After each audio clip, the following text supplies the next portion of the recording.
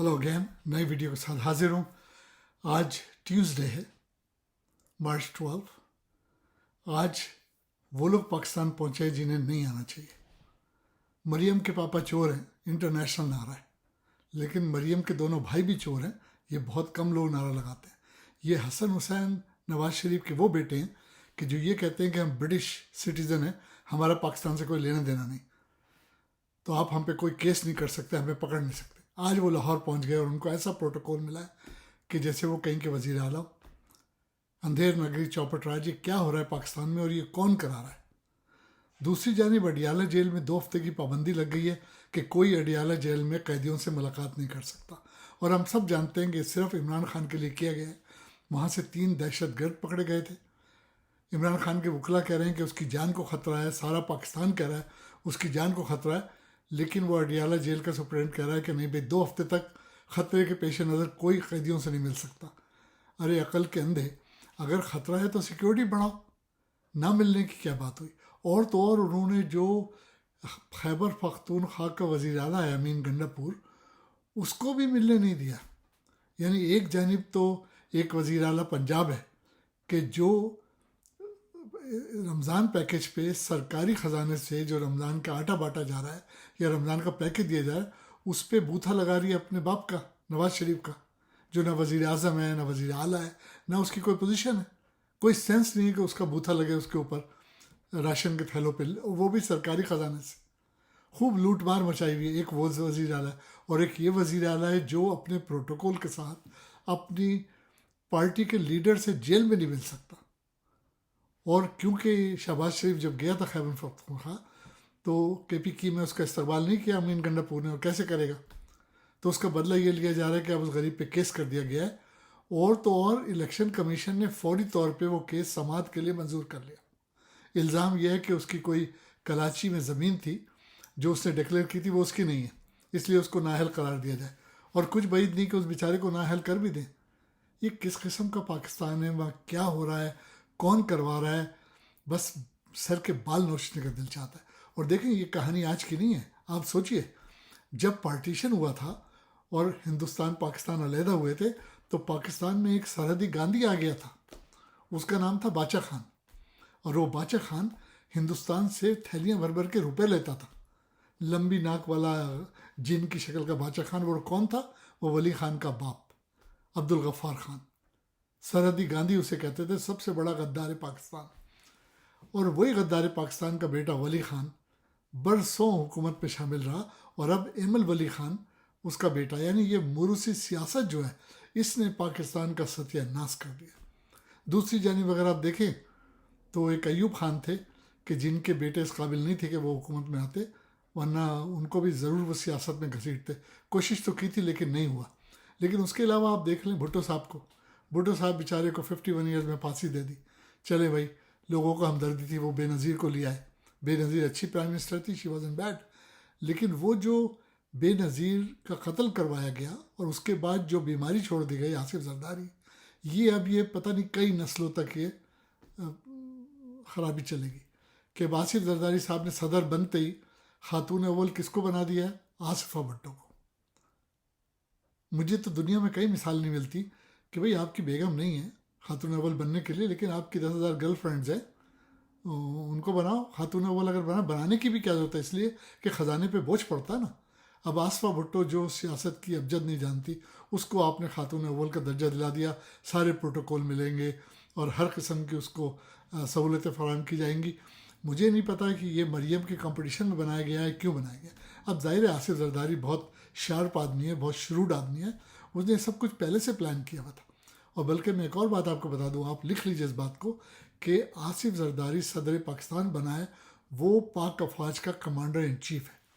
और मैं बहुत दफ़ा बात बता चुका हूँ कि पाकिस्तान के कॉन्स्टिट्यूशन में हो सकता है कि जब कॉन्स्टिट्यूशन बनाया गया था तो सदारती निज़ाम को तरजीह दी जानी थी, लिहाजा सदर पाकिस्तान को जो मराहत हासिल हैं और जो एमनेस्टी हासिल है वो वज़ीर आज़म को भी नहीं है।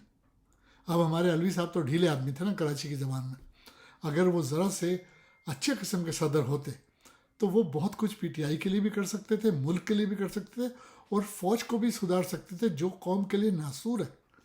ہماری پاک فوج ناسور ہے قوم کے لیے، وہی ساری خرابیاں کر رہی ہے۔ حافظ عاصم منیر، سید عاصم منیر صاحب، آپ حافظ قرآن، شرم آنی چاہیے آپ کو کہ آپ کیا کرا رہے ہیں ملک میں۔ اور اب آپ نے بھی گندگی شروع کر دی ہے۔ پہلے اپنے سالے محسن نقوی کو وزیر اعلیٰ بنوا دیا پنجاب کا، اب اس کو آپ نے وزیر داخلہ بنا دیا، وہ بھی ایسے ہی کمینہ ثابت ہو گیا جیسے رانا ثناء اللہ تھا۔ اور پھر آپ نے جو بھتیجی، آپ کی بھانجی بھتیجی جو بھی ہے، وہ جس کو آپ ہیرو بنا رہے ہیں، سعودی عرب لے کے جا رہے ہیں، وہ ASI جو ہے، اس نے کیا کیا ہے؟ پولیس کا کام پروٹیکشن دینا ہے۔ اگر ایک عورت نے حلوہ لکھا تھا اس کی شرٹ پہ، جس کا مطلب بیوٹیفل ہوتا ہے عربی میں، اس کو اگر جا کے محفوظ کر لیا تھوڑی دیر کے، تو پولیس کا کام ہے۔ وہ ہیرو کہاں سے ہو گئی؟ اس نے کون سی جنگ لڑی ہے؟ لیکن کیونکہ وہ آپ کے رشتہ دار ہے، اس لیے ضروری ہے کہ اس کو بھی کیا جائے۔ اب آپ دیکھیں یہ موروثی سیاست سے اور کتنے نقصان ہوتے ہیں۔ نواز شریف تاحیات نااہل ہو گئے تھے، عاصم منیر صاحب نے صرف اپنی ایکسٹینشن کے لیے، اور وہ قاضی فائز عیسیٰ ٹوٹل فراڈ، اپنی ایکسٹینشن کے لیے اس کو نہ صرف پاکستان لائے، دنوں میں اس کے سارے کیسز ختم کیے، اور اس کو پھر سے وہ کہتے ہیں نا بورن اگین کرسچن بنا دیا۔ اب وہ پھر آب زمزم میں نہا کے پاک صاف ہو گئے۔ لیکن میں آپ کو بتا دوں کہ نواز شریف پہلے یہ کہتا تھا مجھے کیوں نکالا، اب بہت سے لوگوں کو نہیں پتا، وہ یہ بول رہا ہے کہ مجھے کیوں نہیں وزیر اعظم بنایا، کیونکہ وہ کہتا ہے مجھے بلایا اس لیے گیا تھا۔ اب اسٹیبلشمنٹ نے یہ کہا کہ بھئی آپ قابل قبول نہیں ہیں۔ اب کوئی یہ پوچھے کہ بھئی کیوں قابل قبول نہیں؟ جب سارے اس کے کیس معاف کر دیا آپ نے تو قابل قبول ہونا چاہیے تھا۔ میں شروع سے کہہ رہا ہوں کہ اس کو وزیر اعظم نہیں بنائیں گے۔ اس کو کبھی کہتے ہیں IMF آپ کو قبول نہیں کرے گا، کبھی کہتے ہیں قوم قبول نہیں کرے گی۔ خیر وہ تھکا ہارا آدمی ہے، وہ تو ویسے بھی قابل نہیں تھا وزیر اعظم بننے کے، لیکن اس کے مقابلے میں شہباز شریف کو انہوں نے قبول کر لیا۔ لیکن یہ بات نواز شریف کو ہضم نہیں ہو رہی ہے۔ اگر لوگ یہ سمجھ رہے ہیں کہ وہ جاتی عمرہ میں آرام کرے گا، نہیں، اس کو ہضم نہیں ہو رہی ہے۔ مریم بھی اس کو بار بار باور کراتی ہے کہ حکومت آپ ہی کی ہے، ہم آپ کے کہنے پہ چل رہے ہیں، لیکن وزیر اعظم تو وہ نہیں ہے نا۔ آپ دیکھیے گا اب ہوگا کیا کہ PTI نے 4 حلقے جو کھولنے کے لیے کہا ہے نا، وہ بڑے امپورٹنٹ حلقے ہیں، اور وہ کھلیں گے، اس کو نہیں روک سکتا، قاضی بھی نہیں روک سکتا۔ جب لاہور کا حلقہ کھلے گا تو ڈاکٹر یاسمین راشد کامیاب ہو جائیں گی، نواز شریف ہار جائے گا۔ نواز شریف ہارا تو اس کا مطلب یہ ہوا کہ مانسیرا میں بھی ہارا، لاہور میں بھی ہارا، تو جب پارٹی لیڈر ہار گیا تو اس کا ملک میں کیا کام ہے؟ پھر اس سے وہ کہیں گے جاؤ لندن جاؤ آرام کرو۔ دوسرا حلقہ ہے اون چودھری کا، یقیناً وہ بھی ہارے گا، وہ تو پڈے بازی سے لے کر آئے نا، بے ایمانی سے۔ وہ ہارے گا، وہ وہی تھا جو عمران خان کے عدت کے کیس میں گواہ تھا، جھوٹا گواہ، اس کی چھٹی ہو جائے گی۔ یہ 2 بڑی سیٹیں ان کی گر جائیں گی۔ 2 جگہ اسلام آباد میں ایک جگہ کھلے گا، اور ایک وہ سیالکوٹ میں اما ڈار جو ہیں وہ ہرا دیں گی خواجہ آصف کو، تو ہل جائے گی پوری پارٹی۔ اور یہ ہونا ہے، آج نہیں تو کل ہی ہونا ہے۔ بہت سے لوگ پاکستان میں اس کی بات بھی کر رہے ہیں، وہ بھی کر رہے ہیں جو نواز شریف کے دوست ہیں، جو اس کے ساتھ لندن میں بوٹ میں سیر کرتے ہیں، وہ بھی یہ کہہ رہے ہیں کہ یہ ہونا ہے، اور جلد ہونا ہے یہ انشاءاللہ۔ اب رہ گئی بات کہ قاضی فائز عیسیٰ کی، کہ اس نے بلہ چھین لیا، وہ ٹوٹلی اگینسٹ PTI کے، اسٹیبلشمنٹ اگینسٹ ہے، وہ ہمارے جو سپہ سالار صاحب ہیں وہ بے ایمانی پہ اتر آئے، مینڈیٹ چھیننے پہ اتر آئے۔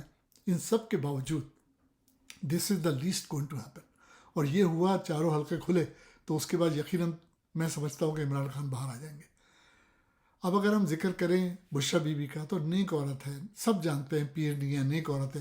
اس غریب کو اسی کے گھر میں ایک کمرے میں محصور کر دیا، اور ہر طرف کیمرے لگا دیے۔ وہ غریب، میں نے سنا ہے، مجھے پتہ نہیں، اور بڑے قریبی PTI کے حلقوں نے کہا ہے کہ وہ بیچاری لباس پہن کے نہاتی ہے، نیک عورت ہے نا، کہ خدا نخواستہ وہاں بھی کیمرے لگے نہیں ہوں۔ یہ کیسا ظلم ہو رہا ہے؟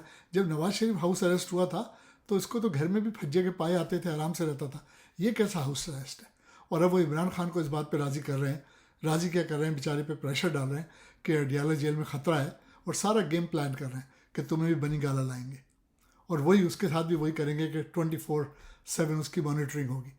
یہ کیا ظلم ہو رہا ہے، یہ کیا ہو رہا ہے؟ اور یہ سب کچھ آپ یقین کریں فساد کی جڑ ہے یہ جو موروثی سیاست ہے، کہ بگٹی چلا جاتا ہے، دوسرا بگٹی سرفراز بگٹی آ جاتا ہے بلوچستان میں، سندھ میں آصف زرار جانے کا نام نہیں لے رہا، مراد علی شاہ پپٹ اس کا، وہ اس کے لیے سارے گیم کھیلتا ہے، اور وادی جو ہے اس کی بہن۔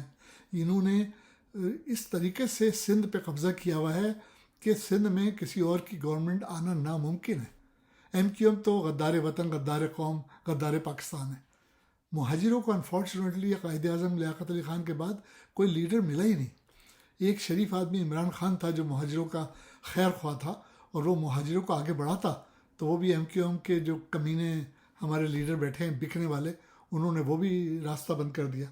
اب دیکھیے امین گنڈا پور کے گرد گھیرا تنگ کرے جا رہے ہیں، وہ چاہتے ہیں کہ وہ ایسا ایک تگڑا آدمی عمران خان لے آیا ہے جو ان سے ہضم نہیں ہو رہا، کہ کسی طریقے سے اس کو فریم کر کے نااہل کرے۔ کیا ناانصافی ہو رہی ہے، لیکن ہمارے عوام ہیں کہ وہ جاگتے نہیں ہیں۔ ہمارے عوام کیوں نہیں آتے ٹرکش اسٹائل میں سڑکوں پہ؟ کیوں نہیں یہ فوجیوں کے گریبان پکڑتے؟